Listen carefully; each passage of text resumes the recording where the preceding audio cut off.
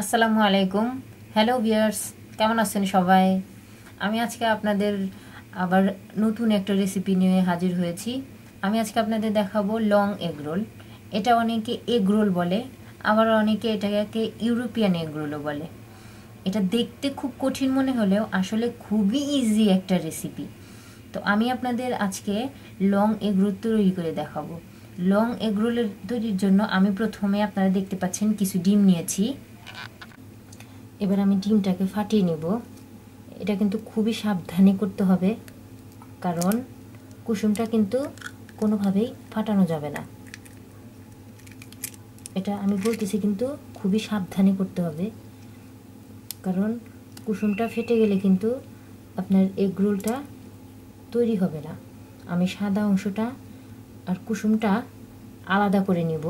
এইভাবে আমি সাদা অংশটা একটা পাত্রে রাখবো আর কুসুমটা অন্য একটা পাত্রে রাখবো।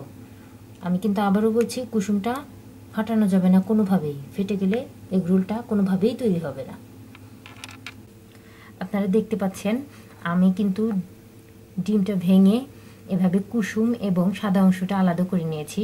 সাদা অংশটা ডিমটা ভেঙে সাদা অংশটা আলাদা করে নেওয়ার পরে আমি কিন্তু এই সাদা অংশটা কোনোভাবেই কোনো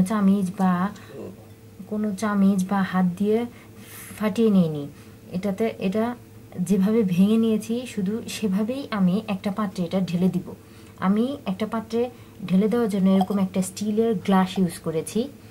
আপনারা চাইলে কাচের গ্লাসও ইউজ করতে পারেন, কিন্তু সেক্ষেত্রে একটা বিষয় আছে যে আপনারা যখনই কাচের গ্লাস ইউজ করবেন আপনাদের এটা খেয়াল রাখতে হবে যে কাচের গ্লাসটা যেন অবশ্যই 1500 ডিগ্রি সেলসিয়াস উত্তাপ সহ্য করতে পারে, এরকম একটা গ্লাস নিতে হবে।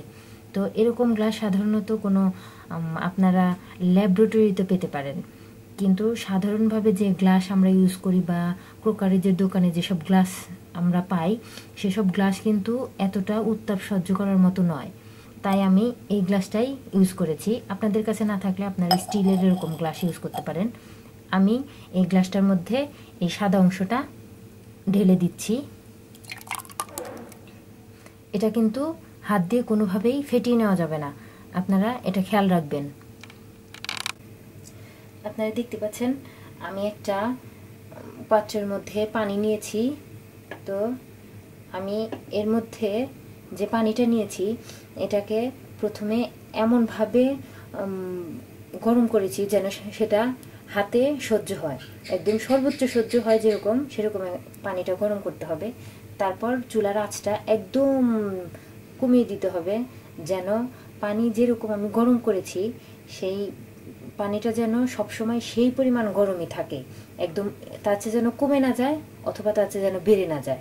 এরপর আমি এর মধ্যে আমার এই পাত্রটাকে, ডিমের পাত্রটাকে ডুবিয়ে রাখবো। আর পানি কিন্তু আপনারা এমনভাবে দিবেন যেন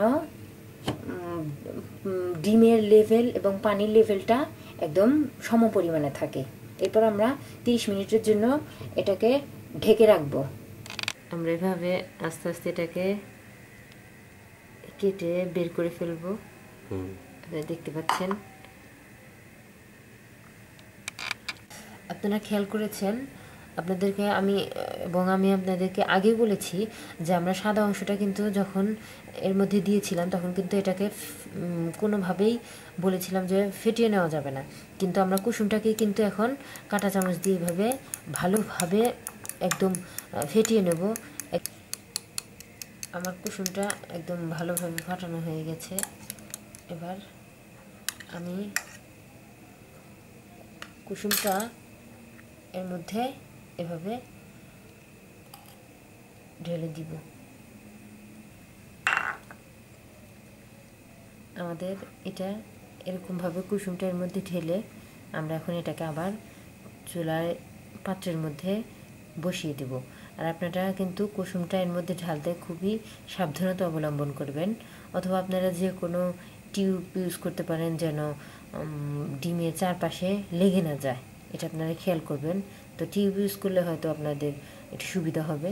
বুঝছেন, আমরা আবার এটাকে পানির মধ্যে এভাবে বসিয়ে দিব। বসিয়ে ঢেকে দিব। আধা ঘন্টা পর আমরা আবার এটাকে দেখব। 30 মিনিট পর আমরা এটাকে চেক করব। দেখুন আমারটা অলরেডি হয়ে গেছে।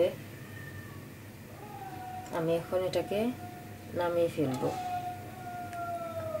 আপনারা অবশ্যই কিন্তু চেক করে নামাবেন।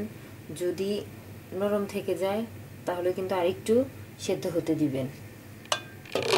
এবার আমরা এটাকে এভাবে এরকম একটা সরু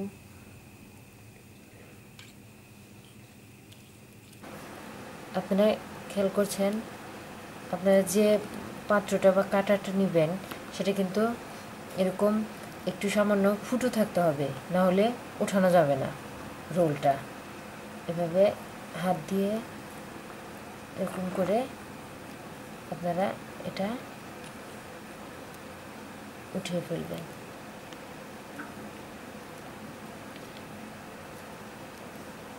দিয়ে এভাবে আপনারা দেখতে পাচ্ছেন ভেতরটা দেখুন। আপনারা দেখতে পাচ্ছেন আমার এগ রোলটা কিন্তু তৈরি হয়ে গিয়েছে। দেখুন এরকম হবে। এবার আমি এটাকে এভাবে কেটে কেটে সার্ভ করব। আপনারা দেখতে পাচ্ছেন আমি এগ রোলটা কেমন কেটে কেটে পিস পিস করেছি। আপনারা এভাবে কেটে কেটে পিস পিস করে সার্ভ করতে পারবেন। এটা দেখতে খুব সুন্দর এবং কঠিন মনে হলেও বানানো কিন্তু খুবই ইজি। আপনারা দেখতে পেয়েছেন। আমার এই রেসিপি যদি আপনাদের ভালো লেগে থাকে তাহলে অবশ্যই অবশ্যই আমার চ্যানেলটাকে আপনারা সাবস্ক্রাইব করবেন, আর লাইক কমেন্টস এন্ড শেয়ার করতে ভুলবেন না। আমি আজকের মতো এ পর্যন্তই। আমি আবার আপনাদের সামনে হাজির হব অন্য একদিন অন্য একটা রেসিপি নিয়ে। সে পর্যন্ত ভালো থাকুন, আমার জন্য সবাই দোয়া করুন। আল্লাহ হাফেজ।